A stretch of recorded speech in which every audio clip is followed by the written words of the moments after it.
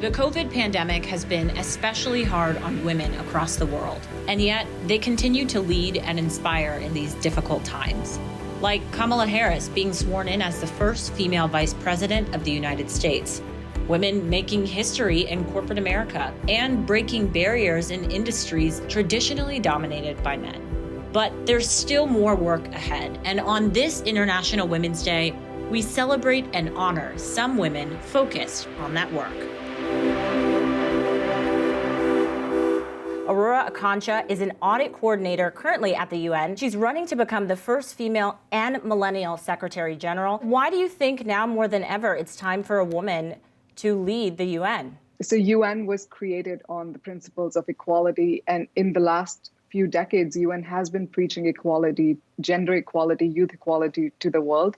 And yet when we had 2016 elections, there were 7 candidates out of a pool of 13, and we did not select a women candidate.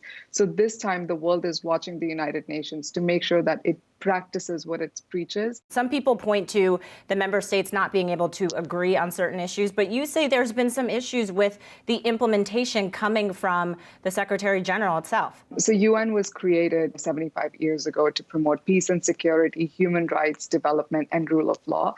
But so far, it hasn't achieved those objectives. We have the highest number of refugee and displaced people in the world, 85 million. Half of them are women and children, and half of them have been displaced for more than 10 years. The second thing is development is something that is one of UN's mandates. And the third thing is humanitarian relief programs initiated by UN decades ago are not living up to its promise, and people are still suffering. Haiti is an example, Somalia is an example, Libya and Syria are an example.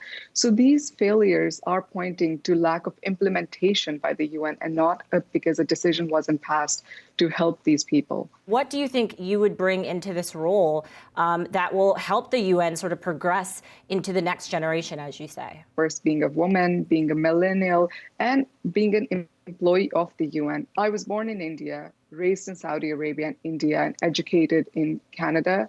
And that exposure of being in Asia, Middle East, and the West allows me to understand and appreciate differences and across all cultures, and realize that no one solution is best for everyone. We have to understand the circumstance, respect differences. One thing that is also needed is a young perspective to look at solution. Like as a millennial, we bring fresh ideas to the table, and that's something that's not been considered so far.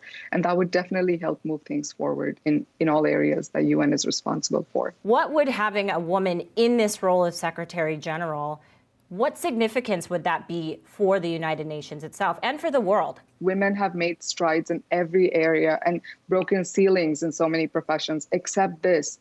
And this is something that limits girls to think that are they even able to do it if no other woman has gotten it. So I think the hopes of half of the world rest on this election. And I hope that UN is able to fulfill that promise to make sure that they can show to the world that, yes, women are equal and women will be given chance.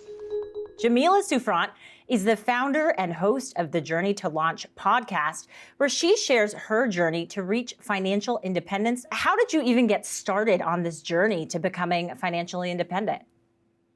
You know, for me, becoming financially independent is not an option anymore. It's just a way of life. And that's because as a mom living in New York City, I need more options in my life. And I suspect that a lot of women need that too. And so it really was like a call within that told me I had to be better with my money, had to be more intentional in order for me to create and live a life that I was proud of, that I could be the best mom I could be, but most importantly, the best me. And the way to do that was through really just being intentional with my money, which led me to financial independence, this journey that I'm on. And did you find that you experienced specific challenges as a woman and as a Black woman that maybe men don't? Oh, of course, definitely. So I'm a mom of 3. I live in New York City. My husband is a teacher. And so for me, as I started to be more intentional about becoming financially independent, I had to really look at my career. And I did work at one point full-time in corporate America. But as I started to have more children, it began to be hard to really balance the corporate demands and the commute that I had, plus being a mom.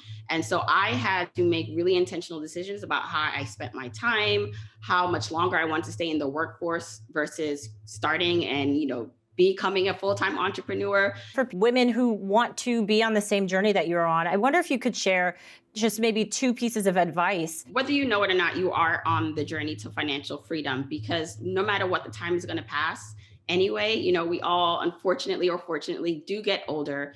And so we want to make sure that we are setting ourselves up for a great future, but also living a life now that we feel comfortable in. And so things that I would have women ask themselves are, what can I do today to take more control of my finances? So the concept of financial independence is very grand, right? It's this idea that you have enough invested and saved to not work again actively. Director of Advocacy and Civic Engagement at Equality Federation, Vivian Topping. Her specialty is working with state-based LGBTQ organizations, crafting effective legislation and electoral campaigns. Why are we seeing so many of these bills sort of come about at this time? We know that right now, the reality is that 83% of Americans support equal protection under the law for LGBTQ people. And so when we think about this is just a continued reaction to that. As acceptance grows, backlash continues. We also know that this is a coordinated attack by far-right groups to use transgender kids as a wedge issue in the 2022 election. So what we're expecting right now is to continue to see these bills move. What are some of the ways in which these bills are specifically going after trans young people? The first one is one that would criminalize best practice gender affirming care for transgender youth, meaning that transgender youth wouldn't be able to access the kind of care that they need to be able to live their lives and transition and be who they are.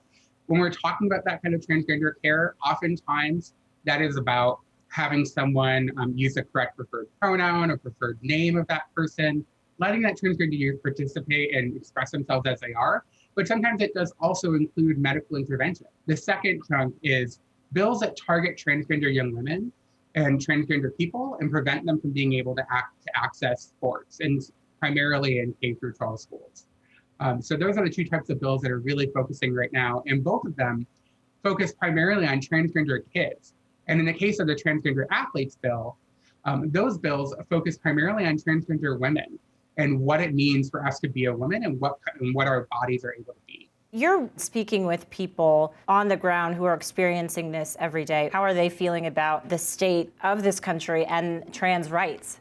Our federal government here in the US is finally recognizing transgender people again and stopping the attacks that were coming from the Trump administration. We spent 4 years under an administration that explicitly attacked transgender people and transgender kids. And now we have a federal administration that is supporting us and that is affirming what we already know, which is that trans rights are human rights. But there are still attacks at the state legislative level. Like you said earlier, there are a little over 100 bills across the country right now that specifically target transgender people. And our community continues to have to defend ourselves at the legislature and in public. What needs to happen in order to protect, as you mentioned, trans Black women and others around the country? We need to have the Equality Act pass. The Senate currently has the Equality Act. Right now, across the country, folks don't realize that you can actually be denied housing, denied access to public spaces because of being LGBTQ. And the Equality Act in the Senate would be able to change that. What we need is for the Senate to have courage and to actually be able to pass the Equality Act through the Senate. The other piece is that we need to continue to defeat these bills and help folks understand that transgender people are just like everyone else. We're your friends, we're your family, we're your neighbors, we're the people down the street that you talk to, we are the folks that you see at the store. We are in every community and everywhere across the country. And these kinds of targeted attacks are just discrimination and attempts to legislate transgender people out of existence. And so we need to stop these bills. We need to pass the Equality Act, and we need to have folks understand what it means to be transgender. Founder, CEO, and president of Analytic Partners, Nancy Smith, and co-CEO of Iron Galaxy Studios, Chelsea Blasco. What's it been like for you to navigate this world? I was used to it. I was used to being the only woman in a very male-dominated industry. So I just always worked hard and I really took care of my team. And it was only fairly recently that I realized that I could be an advocate for change and an advocate for diversity and really get some awareness out there and hopefully bring more women into the industry. How were you able to do that, given the situation that you're in? Sure. I think just having the fortitude to know that I knew what I was talking about, to know that I was educated in the work that I was doing, that I cared about my team, that I could speak intelligently about my products, that just gave me the confidence and the strength to fight, to really fight for what I believed in and to not be afraid to speak up. I've been in meetings where a partner would look around, and even though I was the person speaking or the person who was relevant for the topic, they'd go to the largest man in the room. But I wasn't then afraid to say, after the other man had spoken, my answer and to speak up about myself and to express myself. So I've just never been afraid to really stick up for my team and stick up for myself. What's your experience been like? Very similar to Chelsea. I really always moved forward and didn't really recognize that, I wasn't surrounded by women in our field of technology and data and analytics. But it became more apparent to me as I was asked to join panels. I began recognizing more and more over the 20 years how much of a gender gap there was in our field. But I've been able to make a difference, which has been great. We've been able to hire wonderful women, have two little girls, and I'm able to see it happening today with the STEM programs and the all-girls engineering classes. And I think that's what's really needed. You were able to bring a number of women into Iron Galaxy. How have they been treated and how have they been received by the rest of your team? I have felt that women have always been treated as equals at Iron Galaxy. That was something that has propelled me to stay at this company and become co-CEO and become a partner in the company, is really believing that. I was hired on as one of the first 2 women. I was number 13 hire, and now we have almost 200 people. What I realized was that other women were coming to me who were coming to Iron Galaxy and saying, I felt it was okay. I felt it was okay to come to this studio because I saw you in a leadership role. And that's when it really hit me, this responsibility then to continue to build awareness and continue to let people know that this could be an option. I feel very fortunate that I am old enough or perhaps too old to have realized it should be a boundary. When I was a child, I signed myself up for a basic programming class, and I had no thoughts that that shouldn't be accessible to girls. And so I think we need to rebuild that awareness. So when I first got into the industry, I didn't even think about what the gender disparity would look like. I just thought, I'm getting into this creative industry. This is going to be a cool new adventure. And it was only later that I realized how abysmal the numbers were as far as women representation in the gaming industry. What would be your advice, given that, you have been an entrepreneur for a number of years, for young girls who want to step into the roles that you two are in? I would say keep pushing. Seek out those experiences to grow. Take risks, build that confidence and self-awareness. Yeah, don't be afraid. If you have a passion, pursue it.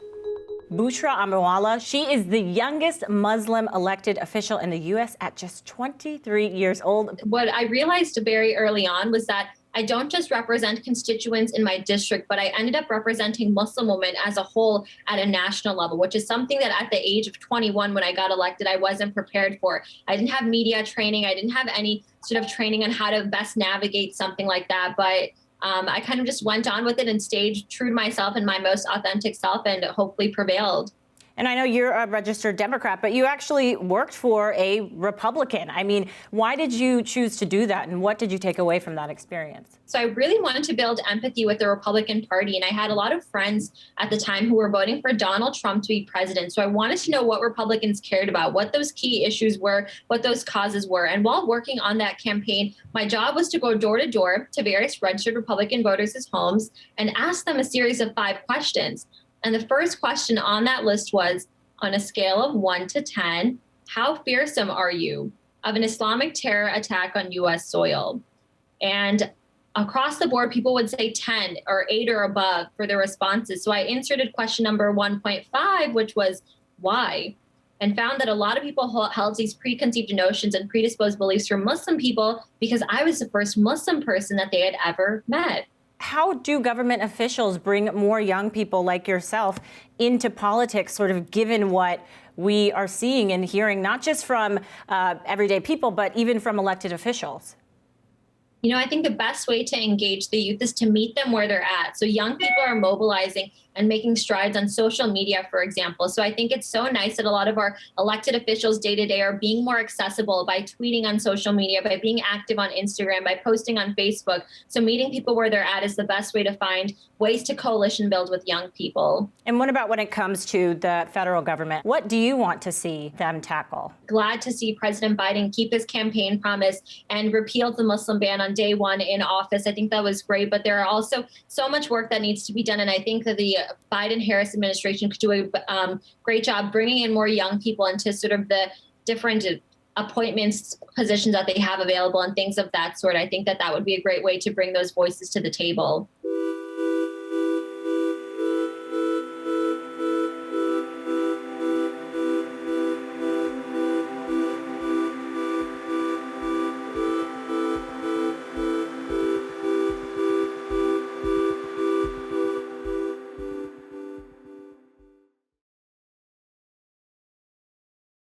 The biggest stories the moment they happen from around the globe. Subscribe to Bloomberg Quicktake now for insight in an instant.